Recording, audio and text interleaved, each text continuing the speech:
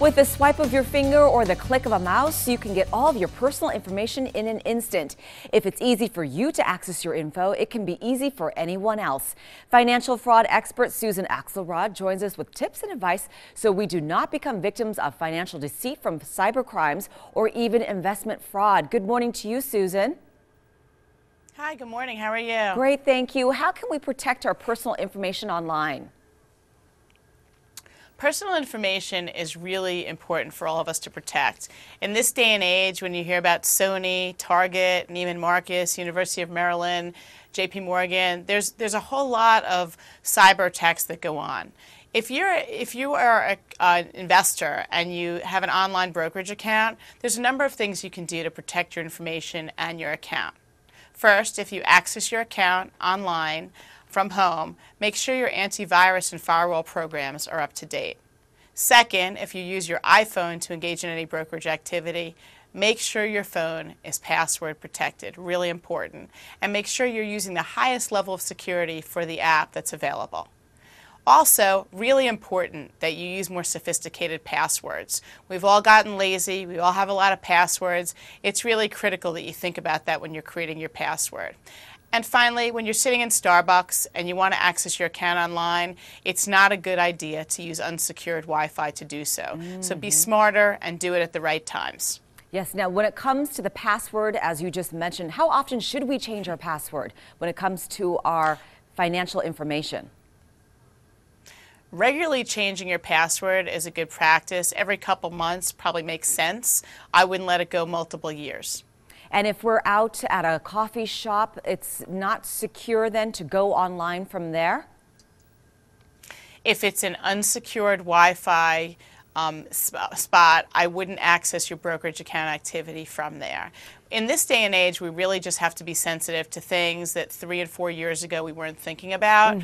So being smart about where and when we access our account and how we do so is really, really critical. Now, you also suggest people register their investment. What does that mean?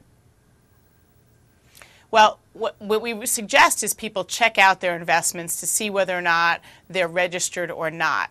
Not all investments are registered, but it's important to understand that, and it's important to know that. For example, certain private placement investments are not registered. But do your homework on where you're putting your money.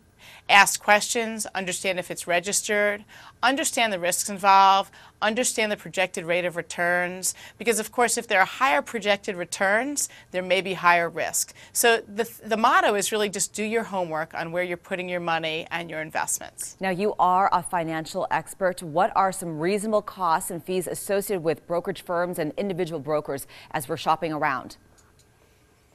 Well, brokerage accounts are going to have fees associated with them, but different firms charge different fees in different ways. So you've really got to understand your specific firm. For example, though, if you're in a commission-based account, your buy transaction or your sell transaction for particular security will contain a commission cost. It's important to just understand what that cost is, understand when you'll be charged that cost, and just make sure that you have a solid base of understanding about fees associated with your account. Now, would you say that the elderly are more susceptible to financial fraud? Are you finding that that is the case? Well, a lot of affinity groups can be subject to financial fraud.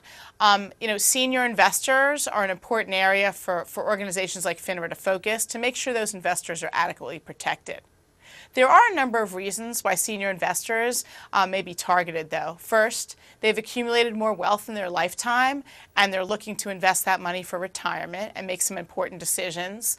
Second, the number of baby boomers approaching retirement is increasing, so that's a bigger scale of the population than ever before. In addition, seniors may be experiencing memory loss, diminished capacity, and those are important things to focus on, particularly as you're engaging with your account professional. So if you're a senior, you should bring someone with you, take notes, make sure you understand everything about your account. And finally, many seniors live alone, and they're looking to talk to someone and trust someone, and that can create certain vulnerabilities for them. Well, Susan, some good tips for us. Thank you so much. Thank you so much. Keep yourself and your loved ones protected. Head to the website on your screen for more information on protecting your investments from fraud.